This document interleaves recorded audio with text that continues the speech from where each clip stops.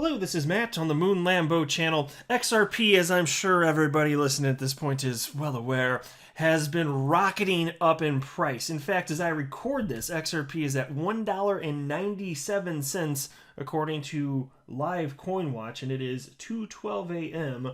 on Wednesday the 14th as I record this, and I'm in the Midwest in the United States, so that's Central Standard Time.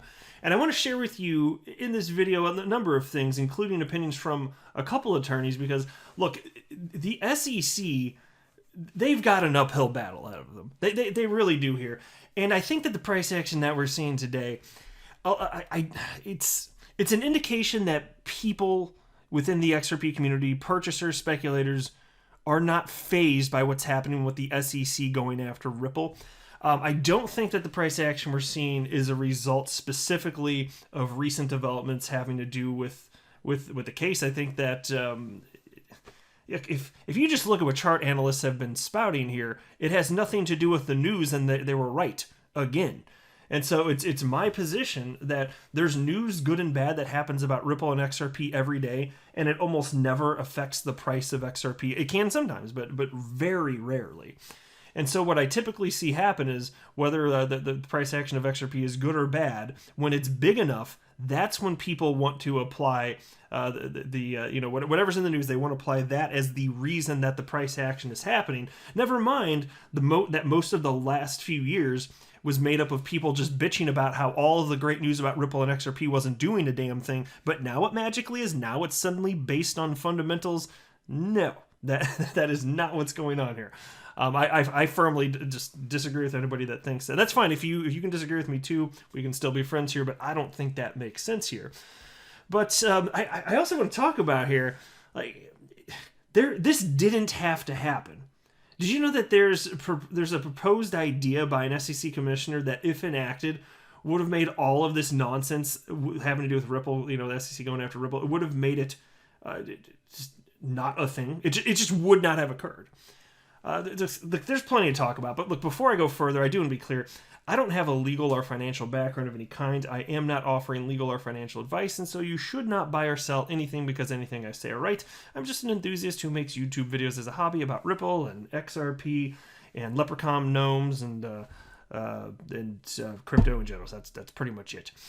Now, here's a tweet from XRP community member and attorney Jeremy Hogan. I'm sure that many of you are aware of him at this point. He's been contributing in very meaningful ways, I would say, making the very complex legal nature of what's going on easily understandable. And he wrote the following: "My first video on the SEC versus Ripple lawsuit was titled 'XRP is not dead.' I made the video on January 4th after reading and hearing that Ripple was dead in the water and XRP along with it. It took me 2 hours of research to see that the SEC has an uphill battle." Oof, indeed. And you're right, it's 17 weeks later, smiley face. And so that's obviously a result of what's happened with the positive price action here. And so Jeremy then wrote, "Glad the market finally agrees with me. What took them so long?" And so I would just say this. We're all happy that the price action happened. It's looking phenomenal here because the Bitcoin maxi trolls, they're at least temporarily silenced. But as soon as there's a pullback, they'll get noisy and start squawking again. That's just their nature. But still, I stand firm in my belief that what we're seeing in terms of the price action here has little to nothing to do with positive developments surrounding this case, because there have been a number of very positive stories for the last several months, along with some bad sounding ones, and it never affected the price. But what do you know? In the days leading up to this positive price action, analysts outside of this news developing said, "Hey, looks like this thing's about to pop." I highlighted it on my channel for all of you to listen to, and what do you know? It popped, and then there happened to have been good news at the same time, so it must have been the good news that did it. So suddenly, magically, fundamentals now matter, even though over the last 3 years they didn't. Okay, I don't buy it. I just don't buy it. At some point, fundamentals will matter more in the future, but today they certainly do not. Here's a tweet from David Gockstein, I'm sorry, I don't know how to say his last name, but he's a very popular member of the XRP community, I'd say, with 273,000 followers on Twitter, and he wrote the following: I really hope that Gary Gensler withdraws this SEC case against Ripple and brings clarity to the space. And so Gary Gensler, he will be the new SEC chair. In case you're new to the space and not familiar with the name, he is replacing the outgoing chair, Asshat, whose name is Jake Layton, or just Asshat. That's fine too. Anyway, there's another XRP community member who is an attorney, XRP attorney Seal, who responded to David and wrote the following: "If he brings clarity, it will be through a negotiated settlement, not withdrawal." Yeah, and actually, attorney Jeremy Hogan said the same thing.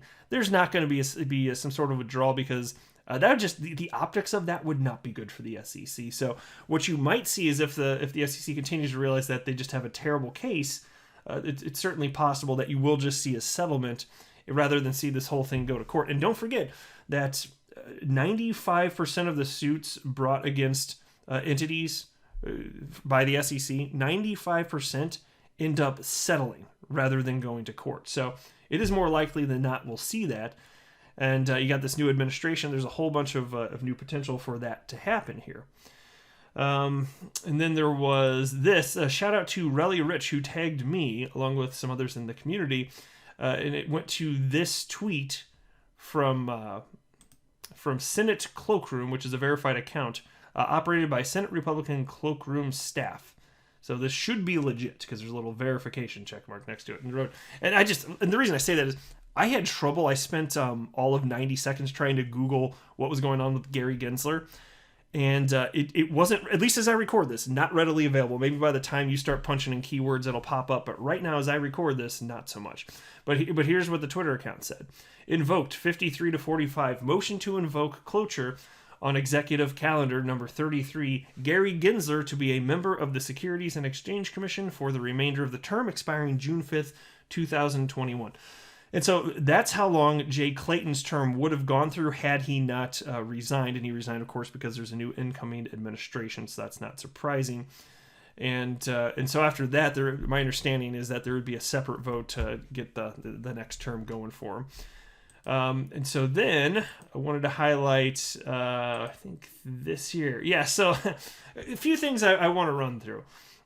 First of all, this is from Stewart XRP, and it's a snippet taken from SEC Commissioner Hester Peirce's most recent post on the SEC website titled Token Safe Harbor Proposal 2.0.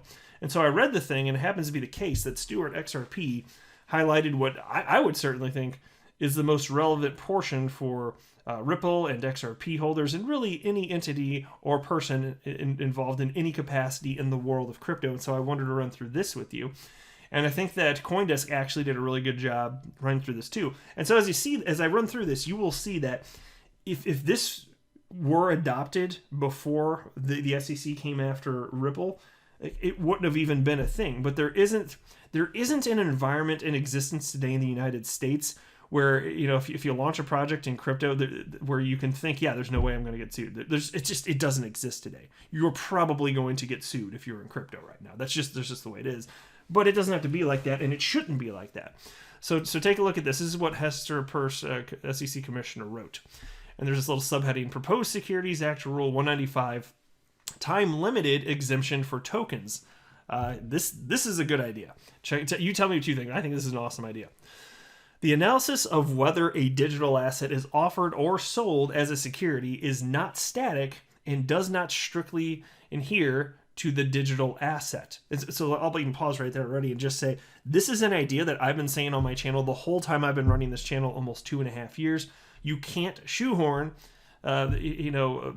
businesses that operate in the world of crypto into the existing legal framework without making some sort of adjustment. Because before this blockchain technology and cryptocurrency, there wasn't such a thing as an asset that could go from centralized to decentralized and back again. And so that right there, which is a key thing, by the way, that's absolutely, because that plays into whether or not something could be an investment contract, because it plays into the idea of, is there a common enterprise that we're counting on for the price of the cryptocurrency in question to increase in price relative to United States dollar, whatever your fiat currency is. And so that's why it's key here. Anyway, she continues. A token may be offered and sold initially as a security because it is wrapped in a transaction involving an investment contract, but the token may later be offered and sold outside of an investment contract. So to be clear, what they're saying right there is when they're saying investment contract, whether or not, it's basically whether it's or not it's sold as a security. And so they're saying that it could be or could not be depending on how far along you are. And then she continues. For example, sales of a particular token likely would not constitute sales of an investment contract if purchasers could no longer reasonably expect a person or group to carry out the essential managerial or entrepreneurial efforts. However, for a network to mature into a functional or decentralized network that is not dependent upon a single person or group to carry out the essential managerial or entrepreneurial efforts, the tokens must be distributed to and freely tradable by potential users, programmers, and participants in the network. So pause right there.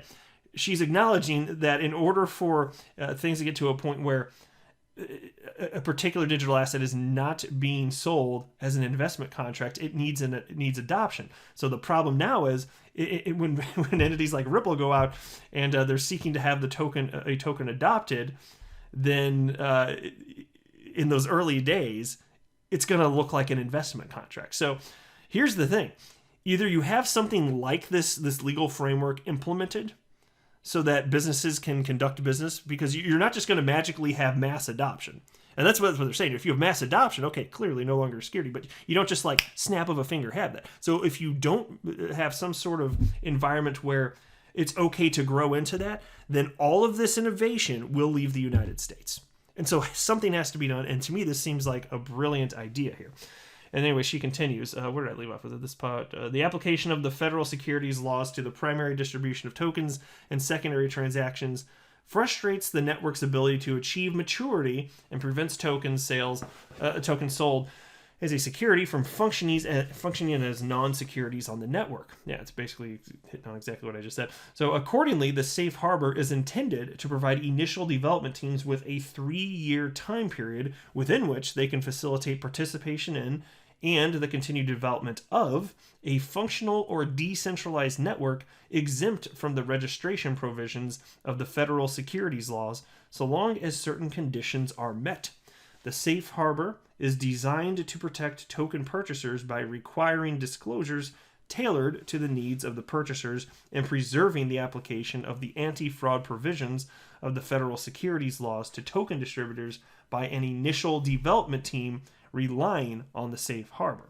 And then she wraps up by stating here, by the conclusion of the 3-year period, the initial development team must determine whether token transactions involve the offer or sale of a security. Token transactions may not constitute securities transactions if the network has matured to a functioning or decentralized network. The definition of network maturity is intended to provide clarity as to when a token transaction should no longer be considered a security transaction, but the analysis with respect to any particular network will require an evaluation of the particular facts and circumstances. So my only concern right there, at least my primary concern with that, is the timeline cited there, which is arbitrarily chosen, the 3-year timeline. Is that enough? Is it too little? Is it too much? Because that's the thing. I'm thinking about.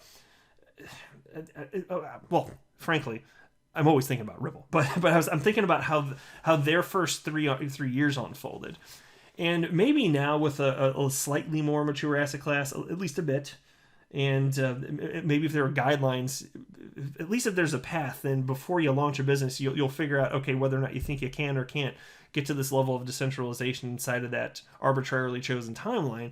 I would just want to make sure that people within the industry think that that's sufficient, because if it's not enough, then maybe you up it to 5 years, or who knows.